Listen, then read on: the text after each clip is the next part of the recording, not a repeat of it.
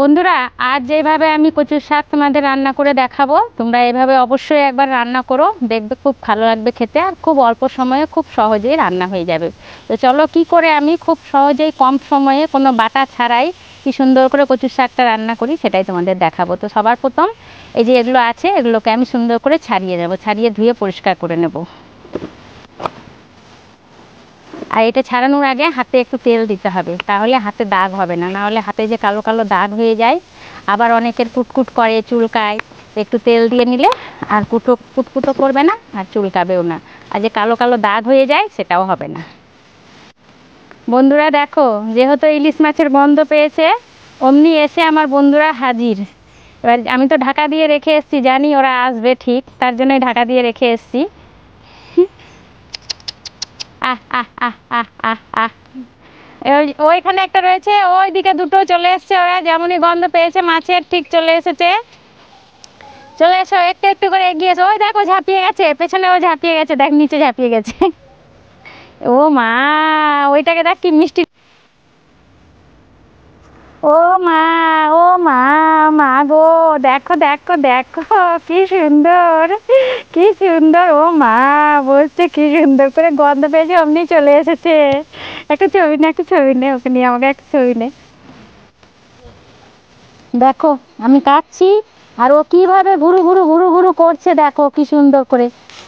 ও মা, কই কই কই।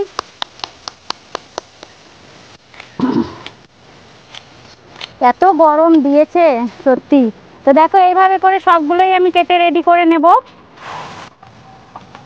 এটা মানে হয়ে গেছে সাদা।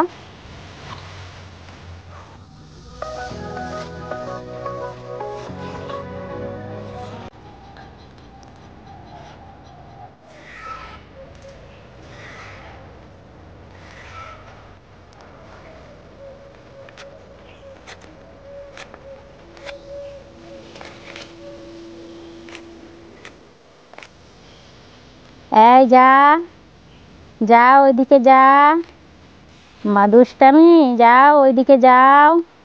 এই যে যাও, কেটে রেডি করে নিয়েছি। এবারে ভালো করে ধুয়ে পরিষ্কার করে নেব।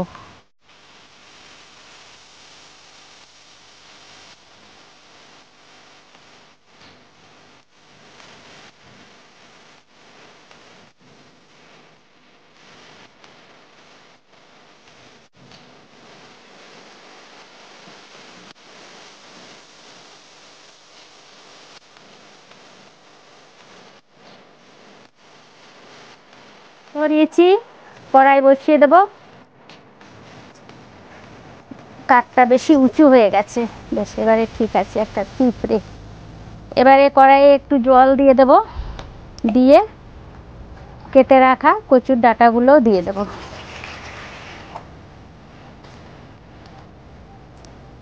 আর কচুর ডাঁটাটা ভাপানো হতে হতে মশলাগুলো রেডি করে নেব।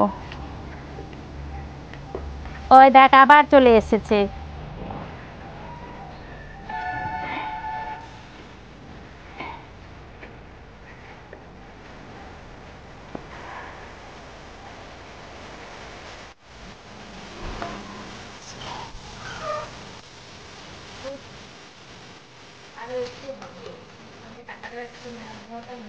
মতো রান্না করতে হলে এইভাবে গলিয়ে ভাপাতে হবে। আর যদি মনে হয় যে ডাটা ডাটা রাখবো, তাহলে আরও একটু যখন কাঁচা থাকবে, ডাটো থাকবে, তখনই নামিয়ে নিতে হবে। তো যেহেতু আমি শাকের মতো করব, তাই এটাকে সুন্দর করে গলিয়ে নিয়েছি। এবারে ঢেলে নেব এই ঝুড়িটাই। ব্যাস, দুটো কাজই হয়ে যাবে। আর একটু দেবো ঠান্ডা জল।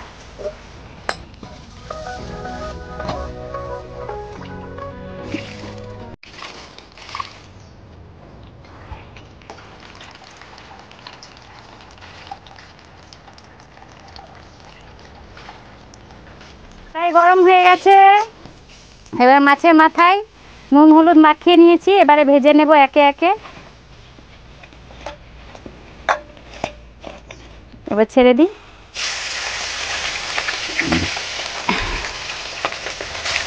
গরম গরম ভাতের সাথে এই কচুর শাক খেতে যা লাগে না বন্ধুরা, যারা খেতে ভালোবাসে তারাই জানে। অনেকে হয়তো ভাবে কি ঝোপঝাড় রান্না করছে রে বাবা, মুখ ধরবে না মুখ চুলকাবে, কিন্তু রাঁধতে জানলে কোনোটাই খারাপ হয় না, খেতে বরং খুবই সুস্বাদু হয়। এগুলো হয়ে গেছে, বড়টা আর একটু ভেজে নেব। কড়াইটা যেহেতু কচুটা সেদ্ধ করেছি তাই কালো কালো হয়ে যাচ্ছে, আর একটু ভেজে নেব এই মাথাটা ভালো করে। ফুটছে, যা মুখে পড়ে গেছে, ফুটে চোখের কাছেও পুড়ে গেছে। যেদিনই আমি রান্না করতে আসি ও মুখে ফুটে পড়বেই, একেতে এত গরম, ওটা মুখে ঘামাচি বেরিয়ে গেছে, গলাগুলোতে ঘামাচি বেরিয়ে গেছে, আবার এখানে আজকে পড়লো, এখানেও পড়লো। আর এখন আর বাড়ি বড় পানতে যেতেও পারছি না, এখানে পড়েছে এখানে পড়েছে। একটু শুকনো লঙ্কা, তেজপাতা,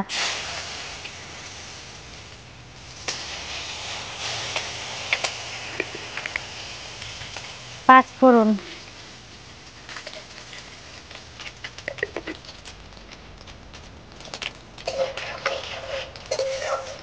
হয়ে গেছে। এখানে দেখো কতগুলো পেঁয়াজ কেটে রেখেছি আর রসুন গোটা ছাড়িয়ে রেখেছি, সেটা দিয়ে দেবো।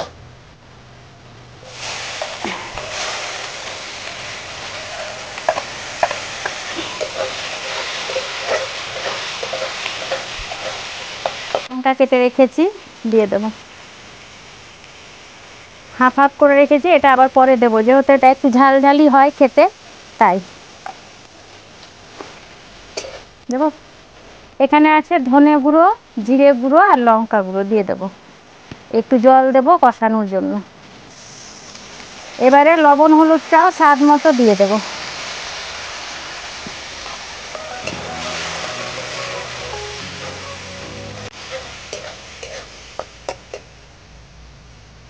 এবারে দিয়ে দেবো স্বাদ মতো লবণ, খুব বেশি দেবো না কারণ কচুটাতে এতটা হয়ে যাবে। দিয়ে দেবো হলুদ। এবারে খুব ভালো করে কষিয়ে নেব।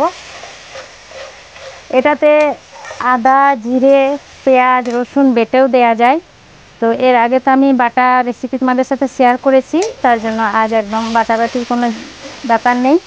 আর সবার এখন সময় খুব কম, তাতে যত সহজে রান্না করা যায় এবং সুস্বাদু হয় সেই পদ্ধতিতেই করছি। এটা কিছুটা কষানো হয়ে গেছে, মাথাটা দিয়ে দেবো, দিয়ে আবার একটু ভালো করে কষিয়ে নেব, তারপরে সেদ্ধ করে রাখা কচু শাকটা দিয়ে দেবো। এবারে দিয়ে দেবো কচু শাকগুলো। এই শাক হতে একটু সময় লাগে, কারণ এটা পুরো সেদ্ধ হয়, একদম গলে যেমন আমাদের শাক হয় বেশ প্লেন হয়ে যায়, ওই রকমই হয়ে যায়। এবার এটা হতে একটু সময় লাগবে, একটু ঢাকা চাপা দিয়ে দেবো, তাহলে একটু তাড়াতাড়ি হয়ে যাবে।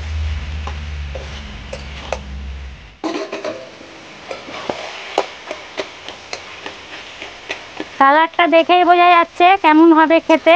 আর এটাকেও একটু ভেঙে দেব, এত বড় গোটা মাথা রাখবো না, বাবারে। আরও একটু শুকাবে, জলটা বেশ মরে একদম শুকনো হয়ে যাবে, এখন একটু সময় লাগবে এটা হতে, কিন্তু খেতে বন্ধুরা অসাধারণ হয় একদম। দেখো একটু দেখো, কালারটা দেখো, আর মানে দেখেই জিভে জল চলে আসছে একদম। ঢাকা দিয়ে দে। দেখো বন্ধুরা হয়ে গেছে, ক্যামেরাম্যান কাছে নিয়েছে একটু, কি সুন্দর দেখো তেল ছেড়ে দিয়েছে, একদম কড়াইয়ে লাগছে না, সেটে যায় যে সেটা সেটে যাচ্ছে না, একদম ছেড়ে ছেড়ে যাচ্ছে, দেখো স্লিপ কাটছে, তখনই বুঝে নেবে যে হয়ে গেছে। এবারে আমি এটাকে একটা বাসনে ঢেলে নেব, দিয়ে গরম গরম ভাতে পরিবেশন করব।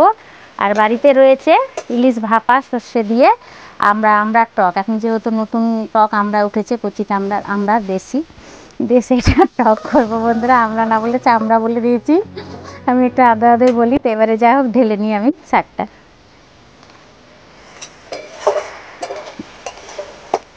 আর এত গরম দিয়েছে বলার কথা নেই, এত গরম দিয়েছে সত্যি। আমিও খুব, একবার তোমরা দেখো কি সুন্দর হয়েছে না খেতে, যারাই খেতে ভালোবাসো তাদের অবশ্যই মুখে জল আসবে। আর বন্ধুরা ভিডিওটা তো তোমরা পুরোই দেখলে, এবারে আমি বাড়ি চলে যাব, গরম গরম ভাতের সাথেই খাবো, এখন যেহেতু খাওয়ার সময় হয়নি তাই আমি ভাতটা খেলাম না। তো তোমাদের যদি ভিডিওটা ভালো লেগে থাকে অবশ্যই একটু লাইক করে দিও, আর খুব ভালো লাগলে চ্যানেলটিকে সাবস্ক্রাইব করে আমার পাশে থেকো। আর যারা এখন পর্যন্ত আমার ভিডিওটা দেখলে তাদেরকে আমি মন থেকে বলছি অসংখ্য ধন্যবাদ। আর তোমরা একটু একটু যেটাই দেখছো সেটা না দেখলেও তো আমি এইটুকু করারও উৎসাহটা পেতাম না, তোমরা একটু দেখো বলে আমার ভালো লাগে। তোমাদের ইচ্ছে হয় লাইক দাও, না ইচ্ছে হয় দাও না, ঠিক আছে, কিন্তু যেহেতু একটু দেখো সেটাই আমার ভালো লাগে। তো এইভাবেই আমার পাশে থেকো। আবার দেখা হচ্ছে পরের কোনো ভালো একটা সুন্দর ব্লগ নিয়ে। তো সবাই সুস্থ থেকো আর এই গরমে ভালো করে জল খেও। টাটা।